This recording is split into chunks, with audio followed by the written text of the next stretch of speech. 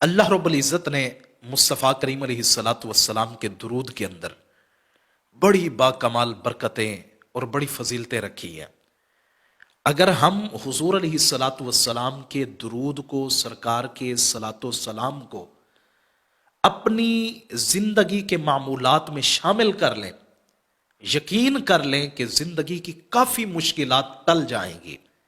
درود پاک کے فضائل و مناقب سے ناآشنا جو ٹھہرے، ہم کبھی کوئی وظیفہ پکڑیں گے، کبھی کسی سے وظیفہ پوچھیں گے، کبھی کسی سے وظیفہ پوچھیں گے، جبکہ خود رب نے قرآن کے اندر یہ وظیفہ بیان کیا مومنین کے لیے، یا ایھا الذین آمنوا صلوا علیہ وسلموا تسلیما۔ یہ اللہ نے خود جب یہ وظیفہ دے دیا تو اس وظیفے سے انسان کی تمام مشکلات ٹل سکتی ہیں۔ اور دیکھیں نا، اس کے فضائل و مناقب کے لیے کافی احادیث طیبات بھی موجود ہیں۔ امام رازی رحمت اللہ تعالی علیہ نے بڑی باکمال حدیث پاک بیان کی اسی ضمن کے اندر۔ آپ بیان فرماتے ہیں کہ اللہ رب العزت نے ایک عجیب الخلقت فرشتہ پیدا فرمایا، اور وہ ایسا فرشتہ ہے کہ جس کا ایک پر مشرق کو گھیرے ہوئے، دوسرا پر مغرب کو گھیرے ہوئے ہے، اور اس کا سر زیر عرش ہے، اس کے قدم تحت الثری تک موجود ہیں۔ فرمایا عالم یہ ہے کہ جتنی زمین پر اللہ کی مخلوقات بستی ہے، ان کی تعداد کے برابر اس فرشتے کے قدم ہے۔ اب اس فرشتے کو پیدا کرنے کی وجہ کیا ہے، اس کی تخلیق کی وجہ کیا ہے؟ فرمایا وہ بھی مصطفیٰ کریم علیہ السلام نے خود بیان فرمائی۔ امام رازی جیسا جوان بیان کرتا ہے، فرمایا کہ اللہ رب العزت نے اس فرشتے کو صرف اس لیے پیدا کیا کہ حضور علیہ السلام فرماتے ہیں کہ جب میرا کوئی امتی، چاہے وہ مرد ہو یا عورت ہو،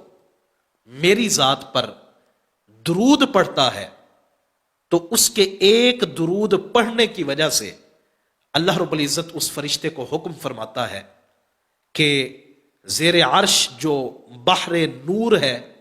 اس کے اندر غوطہ زن ہو جا۔ وہ اس کے اندر غوطہ زن ہوتا ہے۔ اب جس کی اتنی بڑی جسامت ہے، جس کا اتنا بڑا قد کاٹ ہے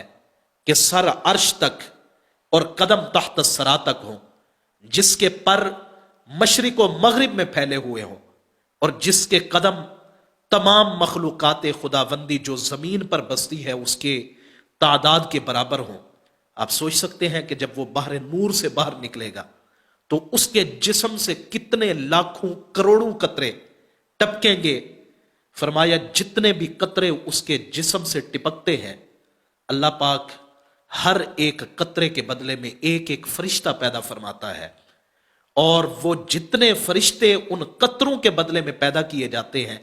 وہ اس امتی مصطفیٰ کے لیے کہ جس نے حضور پر درود پڑھا، فرمایا اس کے لیے دعائے مغفرت کرتے ہیں، اور قیامت والے دن تک وہ اس شخص کے لیے مغفرت کی دعا کرتے رہیں گے۔ یہ حضور علیہ الصلاۃ والسلام کے درود کی برکتیں ہیں، یہ سرکار علیہ السلام کے درود کا کمال ہے۔